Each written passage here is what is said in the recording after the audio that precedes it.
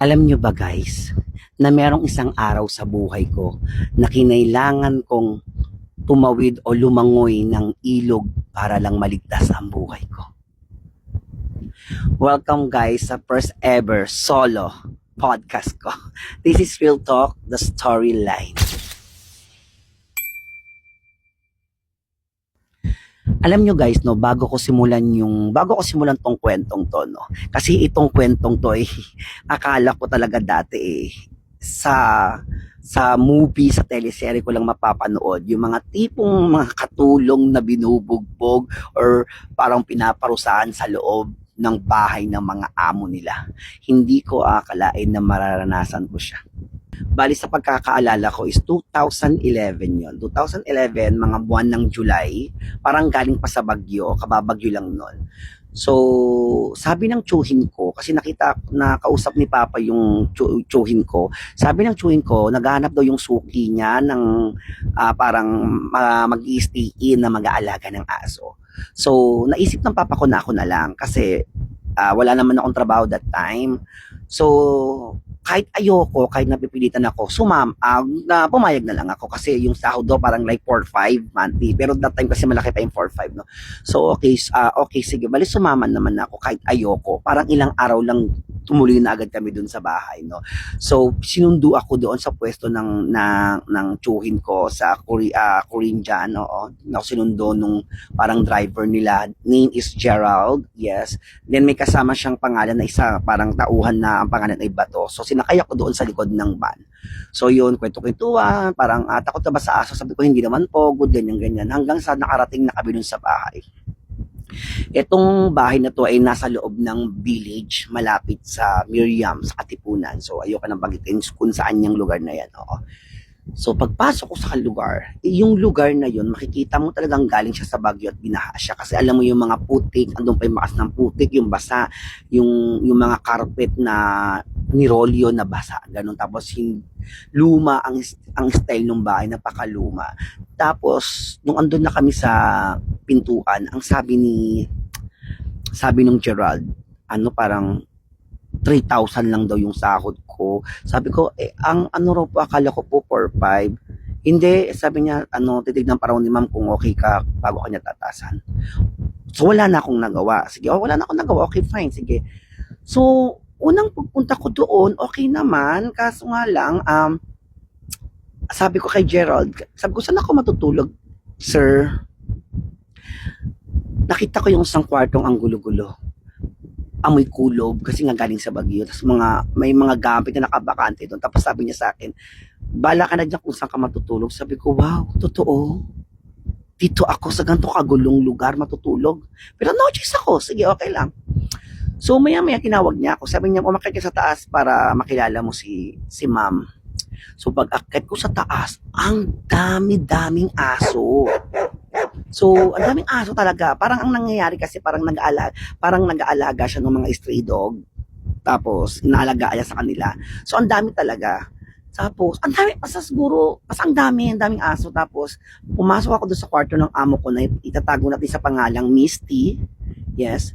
Si Ma'am Misty, opo, pagpasok ko doon sa kwarto niya, ang dami pa ring aso. Tapos, medyo maedad na siya, pero alam mong mayaman kasi yung balat niya maganda, ganun. Si Ma'am Misty, okay naman si Ma'am Misty, mabait naman siya, oo. Hanggang sa yun, hanggang sa paggising ko sa umaga, maaga kasi gumigising yun maaga. May time na hindi pa kami nag-aalmusal, pero kailangan na namin linisin yung mga ihi ng aso, tain ng aso. Kahit di ka pa makakapag-almusal ka alas 10, tapos trabaho ulit, makakapagtanghalian ka late na.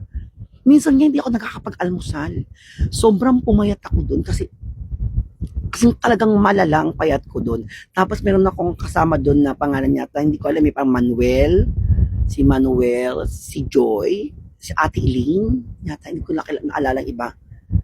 Tapos, merong isang araw, dito na nagsimula yung kalbaryo ng buhay ko sa bahay na yun. Merong isang araw, nanghiram sila sa akin ng phone. Siyempre, sabi ko parang 3210 pa. Siyempre, hindi naman ako madamo. To, sige, go.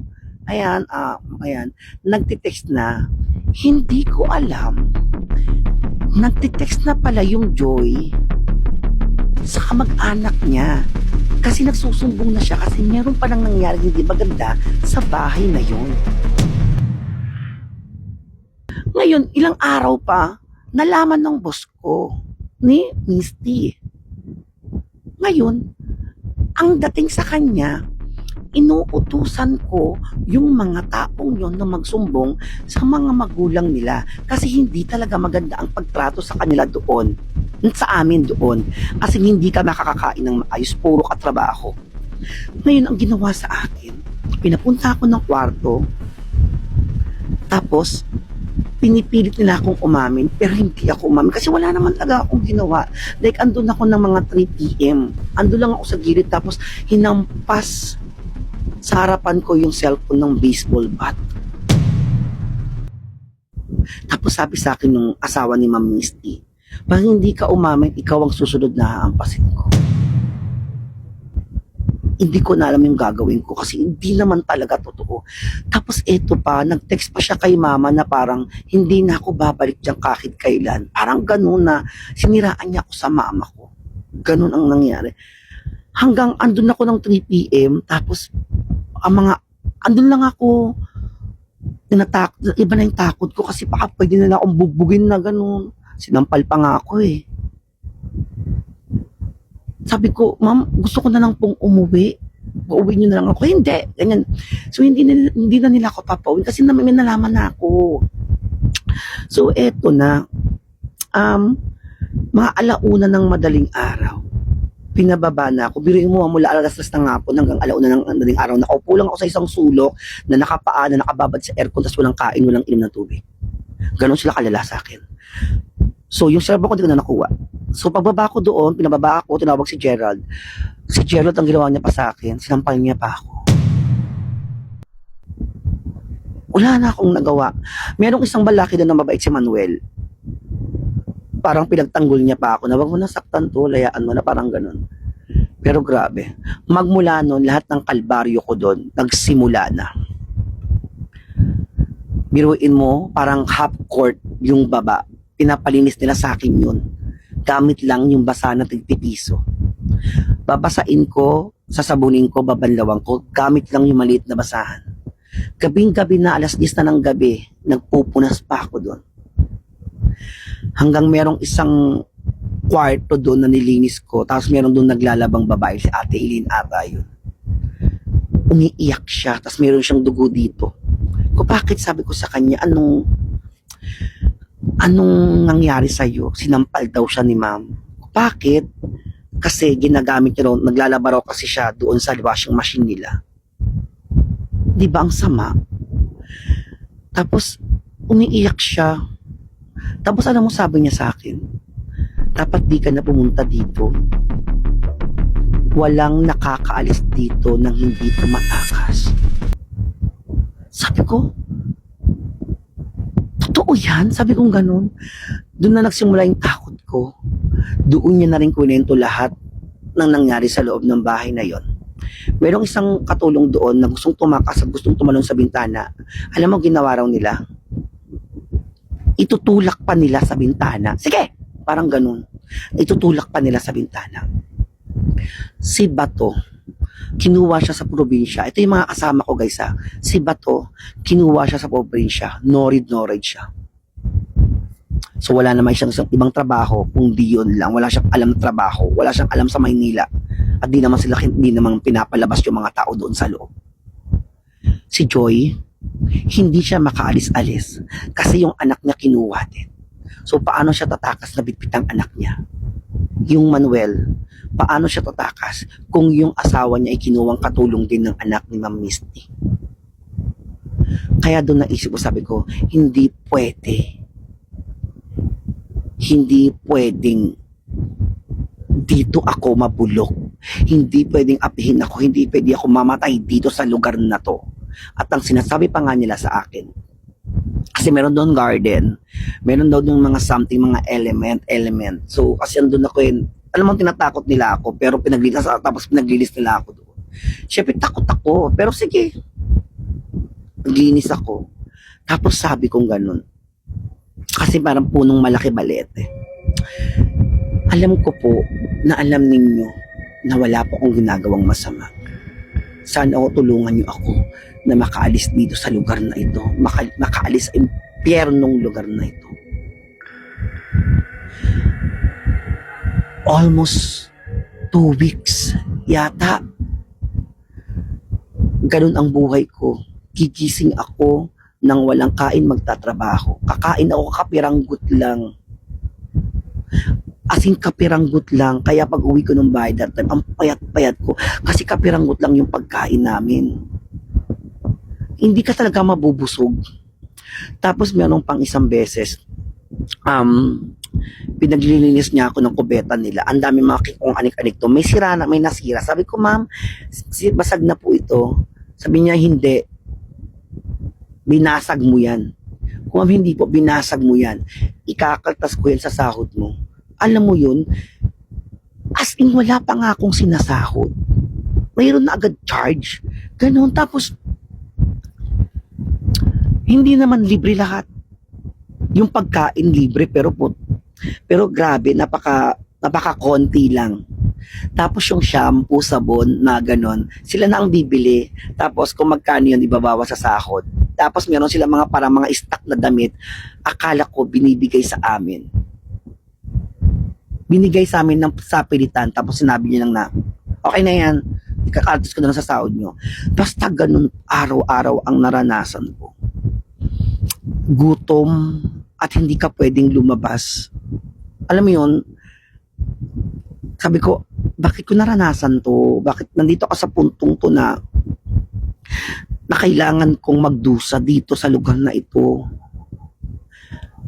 Hanggang isang araw, kasi after nun mga ilang araw, nagkunyari ako na nagsisisi na ako, ganon. Tapos bigla ako naglambing kay ma'am. Naalala ko. Sabi ko, ma'am, marami na kasing lamok dun sa baba, banda sa kwarto ko po. Gusto ko sana magpa-general cleaning tayo, ganon. Sabi niya sa akin, di gawin mo, ikaw nakaisip. Sige po, ma'am. Pero hindi alam ni ma'am na nakaimpake na yung damit ko that time. Bumabagyo. Malakas ang ulan, bumabagyo. Binato ko yung bag ko sa likod bahay.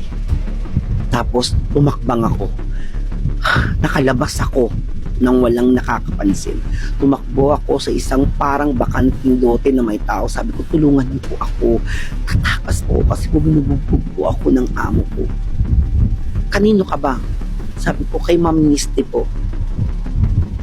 Alam mo, sabi ng tao, huwag ka dito, madadamay kami sa'yo.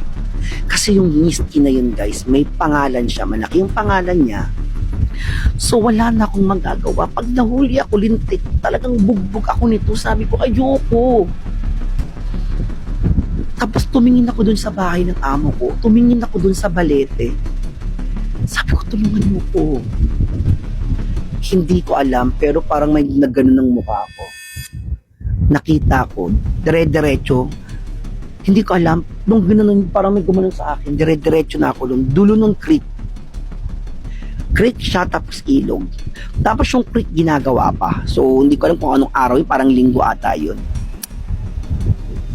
Ang daan, may mga bakal na nakaganon. So, sabi ko, tatalon ba ako dito? Kasi kung hindi, makikita na nila ako. So, kailangan kong tumalon sa creek na pababa na may mga nakasiwang na bakal na ganon. Sabi ko, bahala na. Kung mamamatay ako, mamamatay ako. Tumalon ako. Sa awa ng Diyos, ito yung bakal, ito ako. Pero bumaon yung puti ko hanggang tuhod, bumaon ako. So, ito yung creek. So, ilog siya, Katipunan to Katipunan at Marikina. Yung ilog na yun. Wala na akong ibang maisip na paraan kundi languyin yun para makapunta ako sa Marikina. At pag nasa Marikina na ako, save na ako. Malakas ang alon nun, napakalakas ng alon. Nakikita ko sa dulo yung auto ng Marikina. Alam nyo naman ang ilog sa Marikina. Pero wala ako, no choice ako. Kinailangan kong lumangoy. Nilangoy ko siya. Tinawid ko yon. Yes, may kasama pa akong bag. Tinawid ko siya. Hindi ko alam kung paano ko siya nagawa. Pero tinawid ko siya. Natawid ko siya. Nung naapakan ko, yung parang putik, yung parang tabing ilog na nung Marikina, nung naapakan ko na, after kong makipaglaban sa alon, sa Agos, naiyak ako. Sabi ko, Lord, nakaligtas ako. Kaya kong languyin yun. Sabi ko ganun. Hanggang nagbanlaw ako ng damit. Nagbanlaw ako ng paa ng katawan kasi umuulan-ulan yun eh. Nung nakapunta na ako sa Marikina, sabi ko, malaya na ako, ligtas na ako. Meron dong isang tindahan, meron akong piso. Bumili akong ice tubig, ang nagpabulak ice tubig nun eh. Tapos, pagkatapos nun, umaraw. Umaraw siya, umaraw. Umaraw, ganun, uminit. Ngayon, magsakay ko ng jeep, sumakay ako doon, tapos sabi ko kay kuyang driver, Kuya, baka po pwedeng, wala po kasi akong pera, tumakas lang po ko sa amo kasi nambubugbog po siya. Baka ito pong mga damit ko, baka pwede ko na lang pong ibayad sa inyo kasi wala po talaga akong pera, hanggang Rosario Pasig lang po. Alam mo, may yung katabi kong babae, sabi niya sa akin, ako na magbabayad, iyo, sige na. Tapos binigyan niya ako ng like mga parang 20 pesos. Iyak ako ng iyak sa jeep. Kasi sabi ko, ang tapang ko, ang galing ko, nagawa kong tumakas sa lugar na yun. Hanggang sa nakauwi ako sa bahay namin. Pag uwi ko dito sa bahay, si Papa lang, niyakap ko si Papa at iyak ako ng iyak ng iyak ng iyak. Wala akong ibang ginawa kundi umiyak kay Papa. Pag uwi ko nga dito, nakita rin ako ni Mama. Si Mama nga nagagalit sa akin kasi grabe raw ako magsalita. Sabi ko, hindi mo naman pinagdaanan ko doon. Kung hindi ako tumakas, baka hindi niyo na ako makita. Kasi walang contact doon. Kasi sinira nila yung cellphone ko. Tapos kinabukasan, nagpatulpo kami. Pero di naman din kami, hindi ko alam kung ano nangyari ba. Parang kinancel, hindi kami napansin, gano'n, hindi kami tinawagan ng tulpo. Hanggang sa tumawag yung Gerald sa tiyo ko. Kung tumakas daw ako, ganun daw, ganito ako. Alam mo, tapos kinuha ko yung cellphone. Sabi ko, minura ko siya. Anong tumakas ako dahil binubugbog mo ko, binubugbog niyo ko? Paano ako nakatakas? Lumangoy ako sa ilog. Sabi ko ganun dahil hindi ako katulad ng mga katulong nyo dyan na halos dyan na mamamatay. Kaya magmula nun, nasabi ko sa sarili ko, matibay ako. At kailangan ko pang tibayan pa. Grabe yung nangyari sa akin nung gabing yun. Doon ko napagtanto na minsan may mga bagay tayong nagagawa na akala natin hindi natin kayang gawin. At pag nagawa natin yon, mas tatatag at mas bibilid tayo sa tingin natin sa ating mga sarili kasi nagawa natin yung mga bagay na yon na kahit kailan hindi ko iniisip na gagawin ko.